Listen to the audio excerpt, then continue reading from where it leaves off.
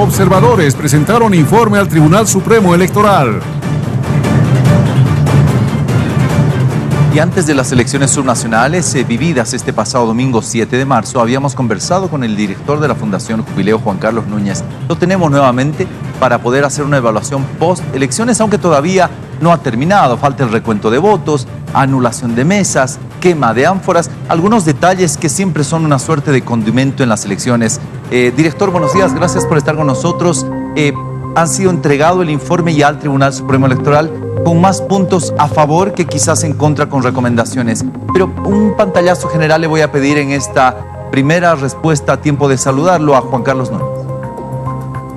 Muy buenos días. Sí, efectivamente, decíamos que lo que iba a ocasionar esta semana es una semana de pedido de mucha paciencia a la población, porque lastimosamente, como no hubo el conteo rápido, pues estamos expectando hoy día el cómputo que va voto a voto en algunos lugares en situaciones tan complejas, inclusive con vigilias, que le crea pues un ambiente de absoluta incertidumbre en algunos casos por los resultados tan reducidos que se están desarrollando ahora, y creo que eso le genera pues un malestar a todo el ambiente que se da en el país, ¿no?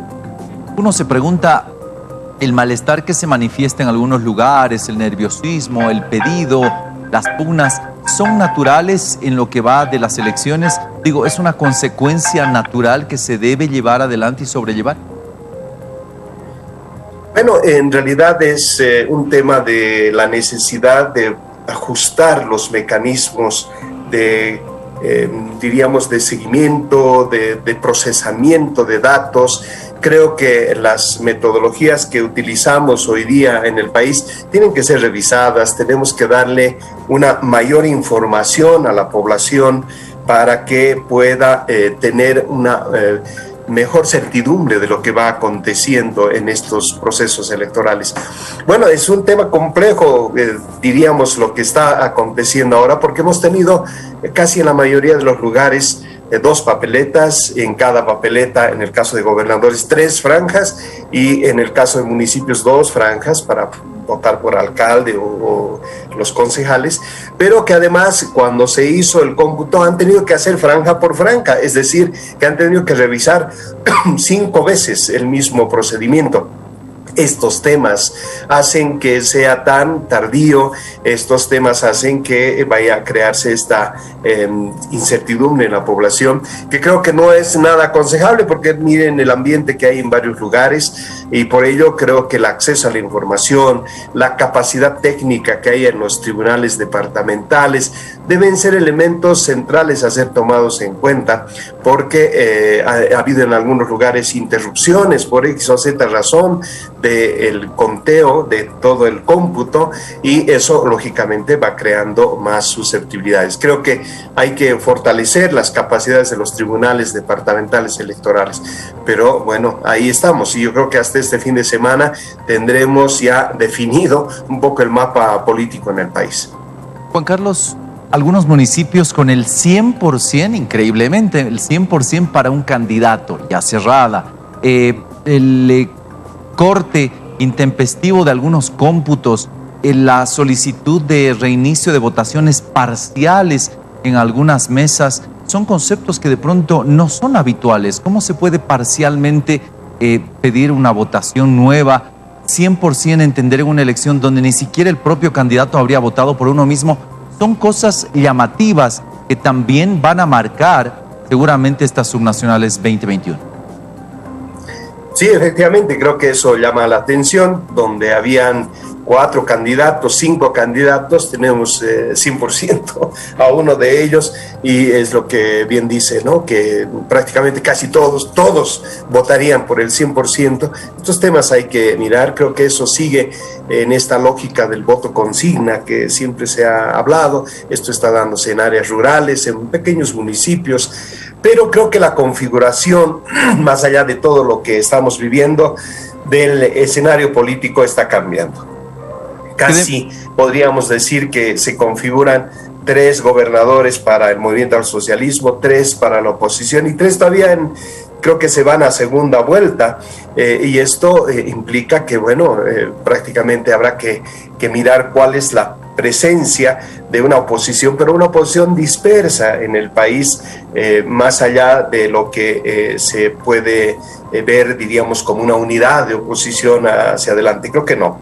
Y esto nos muestra que hay una crisis profunda en el sistema de partidos, que habrá que evaluarla, tendrán que mirar seriamente sus reingenierías de sus partidos políticos para efectivamente seguir siendo parte de la vida política del país, y por el otro lado también sus propias contradicciones del partido oficialista, que genera su propia oposición desde militantes que prácticamente dejan y que hoy día son grandes ganadores en varios lugares del país, ¿no? Entonces creo que este es el escenario que vamos a ver hacia adelante, pero ahora sí viene la agenda en serio de lo que tenemos que abordar en el país y que tiene que ver con el impacto de una economía que ya venía resquebrajándose desde el año 2015 y se ha ahondado y se ha profundizado con todo el tema de la pandemia y las cuarentenas que efectivamente han, diríamos, resquebrajado la economía familiar basada en comercio y servicios fundamentalmente. Esta población que ha votado en octubre del 2020 y que ahora, después de toda esta decisión del nivel subnacional, está esperando respuestas efectivas a su situación.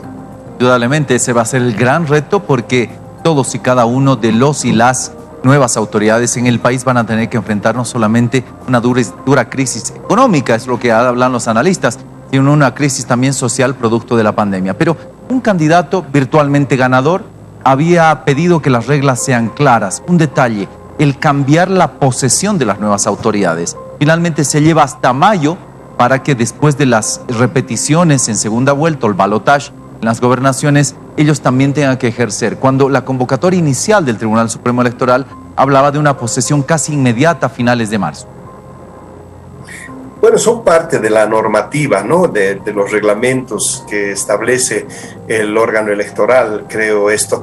Pero en realidad creo que es un buen momento para trabajar en esas transiciones, en las estructuras del Estado a nivel municipal y de gobernaciones. Pero pues que sea una transición bien planificada, una transición adecuada, una transición que por lo menos garantice la permanencia del soporte técnico que se necesita y no una masacre blanca que a veces estamos acostumbrados a hacer por la presión de los propios militantes ganadores.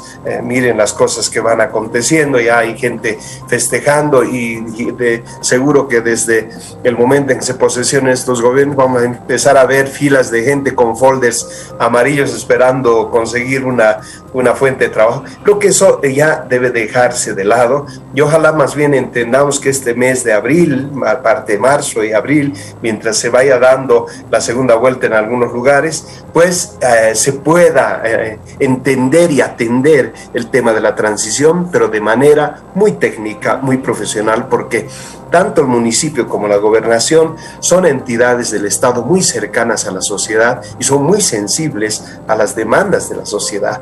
Por lo tanto, eso es lo que está pidiendo la sociedad en su conjunto, de que tengan entidades del Estado a nivel de gobernaciones y municipios capaces de responder a sus necesidades y de brindarles servicios adecuados a su desarrollo.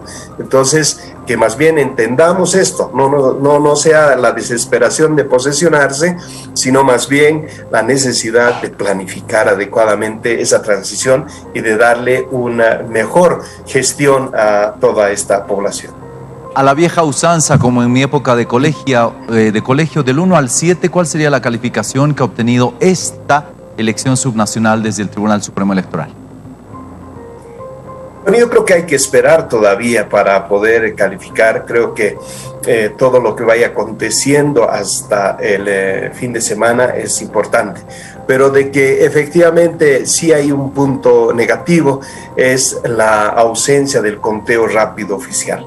Si hubiéramos tenido un sistema de conteo con la capacidad de poder por lo menos reflejar los resultados departamentales y en algunos municipios de importancia, creo que hubiéramos dejado de lado esta incertidumbre que nos ha marcado esta semana. Y creo que esas cosas sí hay que ajustar en lo que es el Tribunal Supremo Electoral. El otro tema es la información, las autoridades que han sido también de alguna manera puestas nuevas, en muchos casos notarios, que no han cumplido su tarea por desconocimiento de sus propias funciones y competencias. Entonces hay un sinfín de elementos que ahí estarán presentes y creo que ahora llega la oportunidad de poder profundizar todo esto que es la normativa electoral, porque no tenemos, por lo menos en el horizonte, un proceso electoral inmediato y creo que llega el tiempo en el que se pueda aportar hacia el Tribunal Supremo Electoral en cuanto a mejorar su normativa, en cuanto a fortalecer su institucionalidad, que creo que es muy importante. Y entidades como la OCDE, por ejemplo, que es un conjunto de instituciones, universidades que han hecho observación electoral, tienen muchos elementos y recomendaciones que podrían ser puestas en la mesa del diálogo con el órgano electoral para mejorar toda su institucionalidad y así no tengamos estos momentos de incertidumbre y complicaciones que hemos tenido en este proceso subnacional. Ojalá que todas esas observaciones y recomendaciones que han hecho no solamente organismos internacionales, sino los nacionales, principalmente, sean tomados en cuenta con prontitud por el órgano electoral. Hemos conversado con el director de la Fundación Jubileo, Juan Carlos Núñez. Juan Carlos, gracias por su tiempo. Muchísimas gracias. Solo recomendar a la población, a las instituciones, ahora sí nos toca hacer seguimiento a todo lo que han prometido los candidatos ganadores para ver si cumplen o no. Ese es nuestro derecho que tenemos que ejercer como sociedad civil de la vigilancia y el control social. Muy buenos días. Tenemos más.